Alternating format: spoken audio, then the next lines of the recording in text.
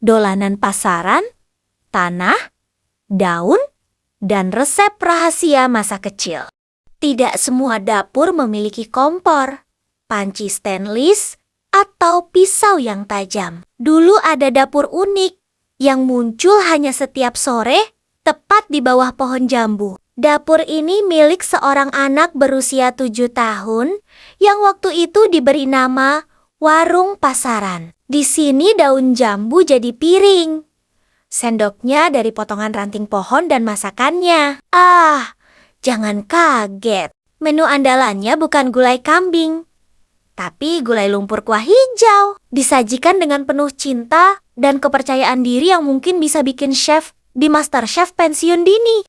Di sini lahirlah resep-resep orisinal yang belum pernah masuk buku masak manapun. Salah satunya yang paling legendaris adalah sambal matah tanah liat. Apa itu? Resep ini katanya adalah kombinasi antara kreativitas, kesempatan, dan imajinasi. Bahannya simpel dan cukup mudah didapatkan.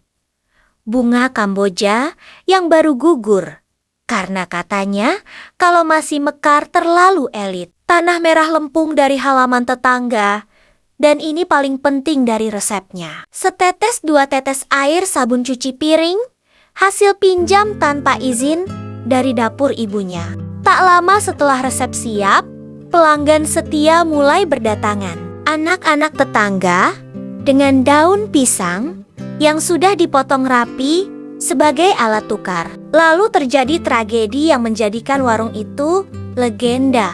Seorang bocah laki-laki yang menjadi salah satu pelanggan setia warung pasaran benar-benar makan sambal itu. Ditelan, dikunyah dengan tenang, dan tidak muntah.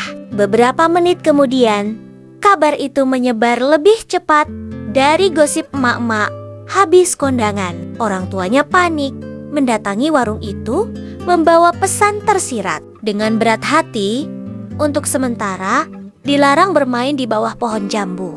Tapi yang bikin semua orang bingung, bocah tadi bukan hanya selamat, ia malah minta tambah.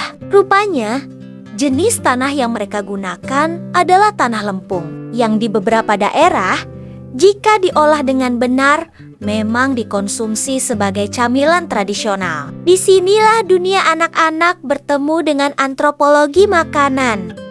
Pasaran ini bukan sekedar permainan. Orang dewasa itu kadang lucu. Lihat anak kecil main masak-masakan, langsung komentar, "Ih, gak usah main ginian, bikin kotor aja."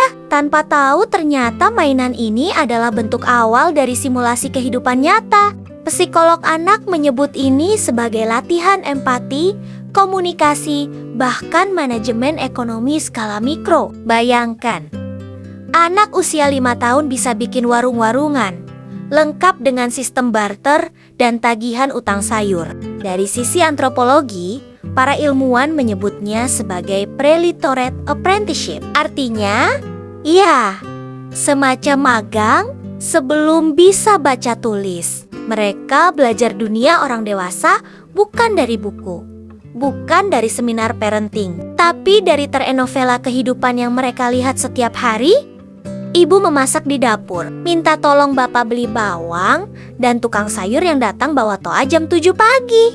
Di Jepang, negara yang dikenal karena teknologi mutakhir dan budaya kerja 12 jam per hari, main masak-masakan justru dimasukkan ke dalam kurikulum pendidikan usia dini.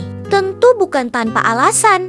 Pemerintah Jepang sadar bahwa lewat permainan semacam ini, anak-anak bisa mengembangkan kemampuan motorik halus, logika dasar, bahkan problem solving.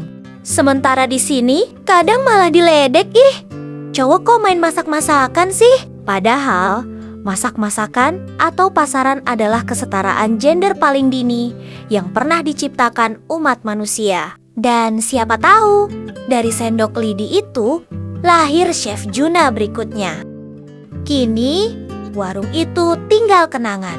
Hari ini, warung kecil di bawah pohon jambu itu tak lagi ramai. Pohonnya ditebang, diganti dengan pagar beton yang tanahnya kini entah milik siapa. Pohonnya ditebang, tak ada lagi celah untuk bermain, apalagi pasaran. Anak-anak sekarang lebih betah duduk manis sambil geser-geser layar, sibuk bikin kue virtual di aplikasi Cooking Mama, atau nonton mukbang sampai lupa makan nasi di rumah. Tak salah memang, namanya juga zaman berubah, tapi siapa sangka bahwa di bawah pohon jambu dulu tersembunyi hal yang lebih dari sekedar permainan. Itu adalah imajinasi tingkat dewa. Mereka belajar kerjasama, negosiasi, ada budaya yang diam-diam tumbuh di sana. Tradisi yang tidak ada di kurikulum sekolah, tapi hidup lewat canda dan tawa sore hari. Tapi sekarang, memori itu tinggal cerita. Karena bagaimana bisa mengenang wangi tanah basah kalau semua sudah dicor? Tapi tak apa. Yang penting kita tahu bahwa kita pernah punya warung kecil yang bernama warung pasaran. Walau tidak megah, tapi penuh makna. Warung yang mengajari kita bahwa kreativitas tak butuh modal besar. Cukup tanah liat, daun pisang, dan teman-teman yang mau diajak berpura-pura lapar.